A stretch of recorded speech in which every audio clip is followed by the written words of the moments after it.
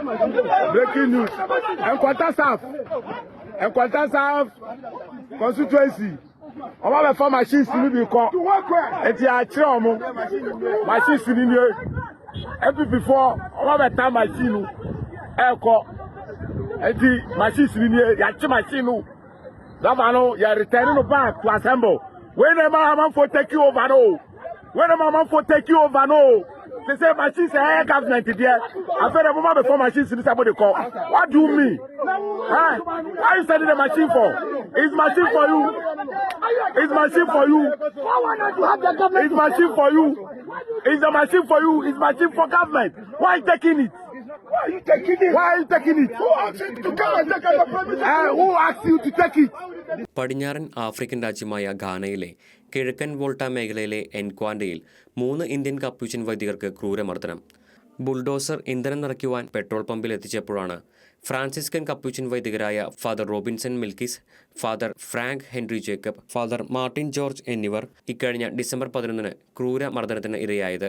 Bulldozer മോഷ്ടിച്ചു എന്ന് പറഞ്ഞുകൊണ്ടായിരുന്നു ആക്രമണം. 2005 മുതൽ ഘാനയിലെ മിഷണറി പ്രവർത്തനം നടത്തിവരുന്ന ഈ വൈദികർ ഓട്ടി മേഖലയിലെ എൻക്വാണ്ട നോർത്ത് ജില്ലയിലെ പാസായിലാണ് താമസിക്കുന്നത്. എൻക്വാണ്ട സൗത്ത് ഇടവകയിലെ ചൈസോയിൽ ഫോർമേഷൻ ഭവനം പണിയുന്നതിനായിരുന്നു ബുൾഡോസർ വാടകയ്ക്കെടുത്തത്. ബുൾഡോസറിന് വാടകയായി പറഞ്ഞിരുന്ന 9700 ഗാന സെഡി നൽകിയ ശേഷം എൻക്വാണ്ട സൗത്ത് മുനിസിപ്പാലിറ്റിയിലെ 2 ഉദ്യോഗസ്ഥർക്കൊപ്പം ചൈസോയിലെ പെട്രോൾ സ്റ്റേഷനിൽ ഇന്ധനം നിറയ്ക്കുവാൻ എത്തിച്ചപ്പോഴായിരുന്നു ആക്രമണം. ഏതാണ്ട് അരമണിക്കൂറോളം നീണ്ട ആക്രമണത്തിൽ നിന്നും ഘാനയിലെ ഇമിഗ്രേഷൻ വിഭാഗത്തിലെ ഉദ്യോഗസ്ഥരെത്തിയാണ് ഇവരെ രക്ഷിച്ചത്. മോഷണം ആരോപിച്ചതിനെ തുടർന്ന് പോലീസ് ഇവരെ കസ്റ്റഡിയിലെടുത്തെങ്കിലും ജെസിക്കൻ രൂപത ഇടപെട്ടതിനെ തുടർന്ന് വിട്ടയക്കുകയും ആവശ്യമായ ചികിത്സ നൽകുകയുമായിരുന്നു. മർദ്ദനത്തെ തുടർന്ന് ഫാദർ ഫ്രാങ്ക് ഹെൻറി ജേക്കബിന്റെ ഒരു ചെവിയുടെ കേൾവി പൂർണ്ണമായി നഷ്ടപ്പെട്ടിരിക്കുകയാണ്. വിദഗ്ധ ചികിത്സയ്ക്കായി അദ്ദേഹത്തെ ND ആശുപത്രിയിൽ പ്രവേശിപ്പിച്ചു.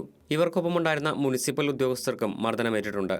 സംഭവത്തെ തുടർന്ന് സുന്യാനി മെത്രാനും ഘാന മെത്രാൻ സമിതിയുടെ പ്രസിഡന്റുമായ ബിഷപ്പ് മാത്യു ക്വാസി ഗ്യാംഫിയുമായി ഘാന പോലീസ് മേധാവി ബന്ധപ്പെട്ടു.